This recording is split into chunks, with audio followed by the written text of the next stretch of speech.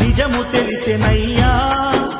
మలినమైన నా మనసు నందు యతి మధురు మొలికెనయ్యా